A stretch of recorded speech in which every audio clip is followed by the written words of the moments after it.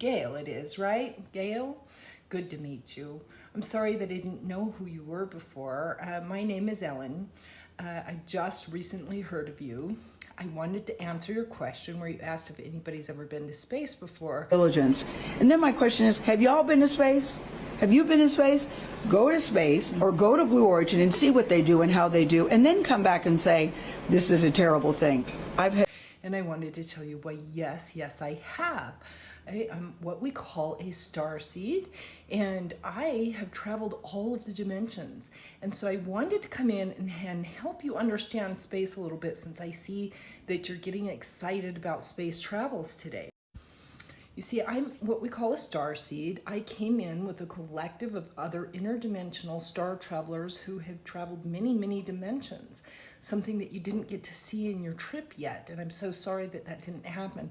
However, Jeff Bezos does not have the kind of technology that allows you to travel interdimensionally. And so unfortunately, you were not able to go past the ionic atmosphere, and therefore you didn't really officially or technically enter space yet, and I'm sorry for that. But I do want to tell you that yes, I actually have been to space, and I wanted to help you understand a little bit more about it. Okay, so a little more about space, just to help you understand. Space is comprised of infinite dimensions, really. There's dimensional realities after dimensional realities after dimensional realities, like multiverses of other planets, other galaxies, other multiverses. I mean, it's infinite, really. So when you get into space, like real space, basically you go on to what's called an astral grid. And this astral grid is kind of like a big, giant, super cosmic highway. And basically, it's like going to an airport. You can pick whichever dimension and whichever multiverse that you want to go to, whichever planet that you're trying to go to. It's like you just get a ticket, you go there, you get to go there. But the only thing is, you can't go past the ionic atmosphere without a Merkaba. And again, Mr. Bozo doesn't have Merkaba technologies. They're kind of rare, you know.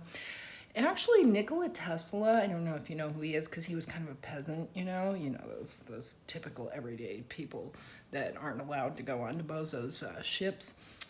Tesla, however, he did have Merkaba technology, and it was just too bad. People tried to steal it from him. They did. Oh, yes, they did.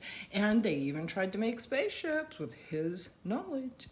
But they didn't really have the right kind of frequency or the abilities to create a Merkaba. So with that said, that's why nobody's ever really traveled past that biosphere, except for the starseeds like me. And I'm not the only one.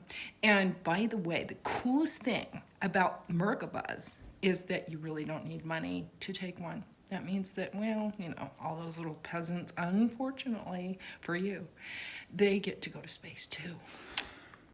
But the trick is that if you're going to get in a Merkaba, you have to have the right frequency. And that means you can't put yourself above others.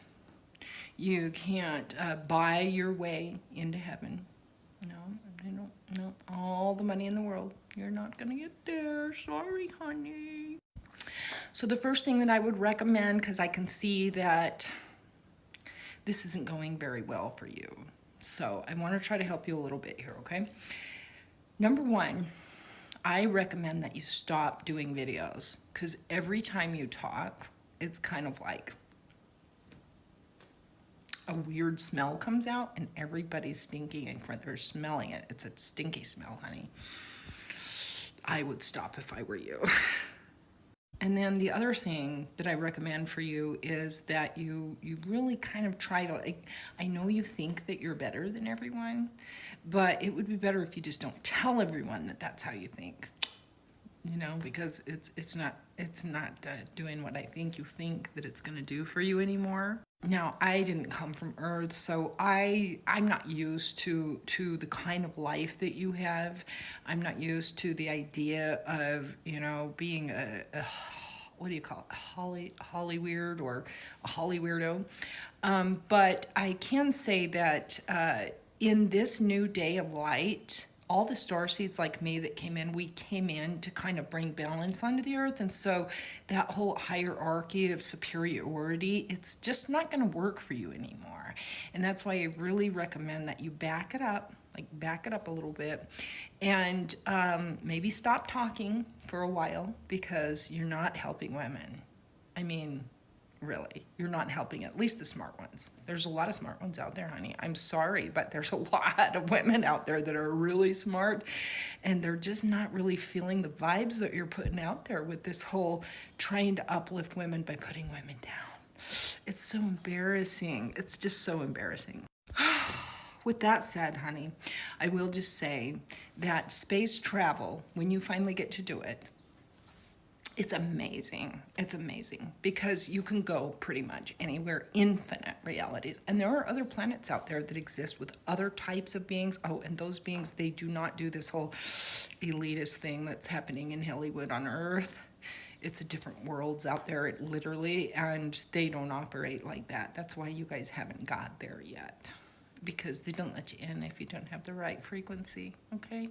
I hope that helped, honey. Keep raising those vibes, and maybe one day your little space travels will work out for you. And until then, just remember the peasants, they might be getting there before you, because they seem to have pretty high frequencies, a lot of them. Anyway, have a great day. Namaste.